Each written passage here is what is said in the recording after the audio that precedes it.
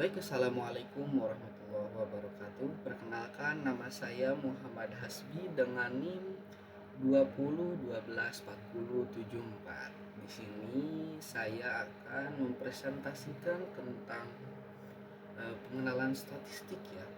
Untuk pengerjaan saya di evaluasi tengah semester pada mata kuliah statistik dan probabilitas yang diampu oleh dosen pengajar Ibu Ida Jalila Fitria SEMM. Oke, lanjut ke slide berikutnya. Untuk pengertian statistik, definisi statistik itu yaitu statistik adalah alat yang digunakan untuk mempermudah proses penelitian, khususnya dalam mengolah dan menganalisis data ya. Tujuannya untuk menghasilkan kesimpulan yang valid dan objektif. Statistik membantu peneliti memahami pola, hubungan antar variabel, serta membuat keputusan yang tepat berdasarkan data ya. Jadi statistik itu adalah alat yang untuk mempermudah para ilmuwan, untuk para peneliti memahami sebuah pola atau hubungan variabel gitu ya, agar dapat membuat keputusan yang tepat berdasarkan data yang ada. Seperti itu. Lalu di sini ada populasi dan sampel gitu ya. Apa itu populasi dan sampel?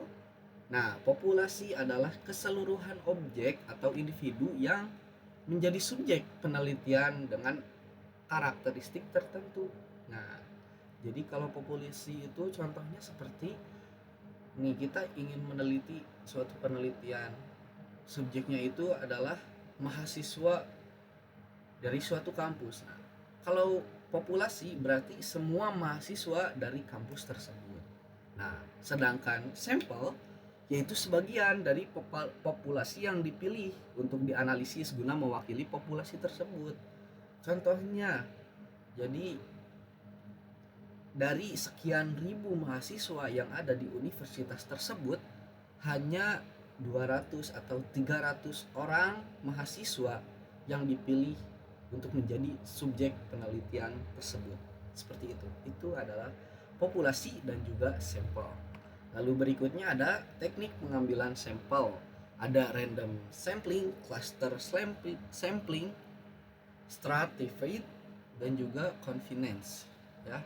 Kalau random, jadi setiap anggotanya itu memiliki setiap anggota populasi memiliki peluang yang sama untuk dipilih. Jadi emang random gitu, tidak ada ketentuan harus siapa aja yang menjadi subjek gitu. Ini bebas gitu, mau dari kelas A, dari kelas B, dari angkatan berapa, bebas, tidak ada ketentuan khusus. Semua populasi jadi memiliki peluang yang sama untuk dipilih. Seperti itu. Kalau klaster, populasinya itu dibagi menjadi beberapa kelompok.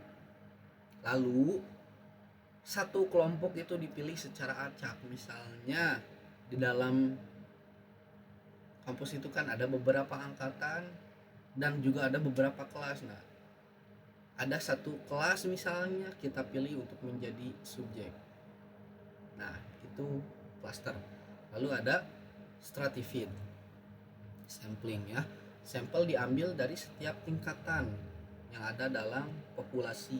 Nah, itu jadi misalnya itu kita ambil dari tingkatan yang paling atas dari populasi tersebut gitu ya. Lalu ada confidence, sampel diambil berdasarkan kemudahan akses terhadap subjek gitu ya. Jadi karena misalnya kita itu misalnya saya berasal dari kelas C3, maka agar karena saya berada di kelas C3, itu lebih memudahkan saya kalau subjek yang saya pilih itu C3 juga gitu ya. Kemudahan akses terhadap subjek tersebut gitu ya. Gitu. Oke, selanjutnya yaitu tingkatan skala data ya. Nah, yang pertama itu ada nominal, ordinal, dan juga interval, dan juga rasio. Apa itu nominal? Kalau skala nominal itu klasifikasi semata, tidak ada urutan. Maksudnya gini, Jadi tidak menunjukkan hierarki, nominalnya itu tidak menunjukkan hierarki. Angka itu hanya sebuah simbol gitu, tidak mengartikan bahwa angka 1 dan angka 2 itu lebih unggul angka 1, tidak. Nah, itu yang namanya nominal. Sedangkan ordinal memiliki urutan atau peringkat, tapi jarak antar urutan itu tidak pasti. Misalnya peringkat pertama itu memiliki nilainya itu 95, sedangkan peringkat 2 itu adalah 90, dan peringkat 3 nilainya adalah 75. Nah, peringkat 1 dan peringkat 2 itu kan jaraknya cuma beda 5 poin. Sedangkan peringkat 2 90 ke 75 bedanya 15 poin. Itu yang dinamakan adalah skala data ordinal. Jadi urutan atau peringkatnya itu tidak ada jarak gitu. Urutannya itu tidak memiliki jarak yang pasti gitu ya. Nah, sedangkan skala interval jarak antar nilai sama, tapi tidak ada nol mutlak. Maksudnya apa? Nol di situ itu masih memiliki nilai. Contohnya di suhu 0 derajat. Suhu 0 derajat itu ada. Jadi 0 derajat itu masih memiliki nilai, yaitu suhu 0 derajat memang benar ada. Sedangkan rasio nolnya itu nol mutlak, tidak ada nilai sama sekali. Nilai 0 ya 0. Contohnya di sini ada berat badan. Berat badan 0. Ya udah, tidak ada berat. Betul? Lalu ada kecepatan 0. Tidak ada kecepatannya. Diam stuck di satu tempat itu aja gitu. Terus gaji 0, berarti tidak memiliki gaji. Gitu. Itu perbedaan interval dan rasio. Lalu selanjutnya ada korelasi dalam penelitian. Nah, teknik statistik untuk mengukur kekuatan dan arah hubungan antara dua variabel. Nilai korelasi berkisar antara -1 hingga +1. Nah, kalau nilai yang sempurna itu adalah nilai korelasinya +1. Sedangkan 0 tuh tidak ada hubungan, dan negatif sempurna, variabel bergabung gitu ya. Jadi kalau korelasi itu cuman ada di antara -1 hingga +1. Kalau di luar itu berarti datanya tidak normal. Oke, seperti itu. Nah, lalu uji korelasi. Uji korelasi ada persen. Persen itu digunakan untuk kalau datanya itu normal. Kalau datanya normal, maka kita pakai uji korelasinya itu menggunakan persen. Sedangkan kalau data kita itu tidak normal, maka uji korelasinya menggunakan Spearman. Lalu kendal tahu itu kalau data kita kategori. Nah, seperti itu. Ini adalah interpretasi nilai korelasi ya. Nih. Jadi kalau interval koefisiennya 0 sampai 0,199 itu adalah sangat lemah tingkat hubungannya.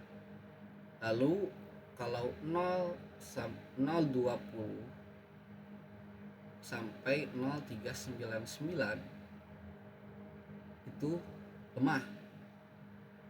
Dari 40 sampai dari 0,4 sampai 0,599 sedang tingkat hubungannya.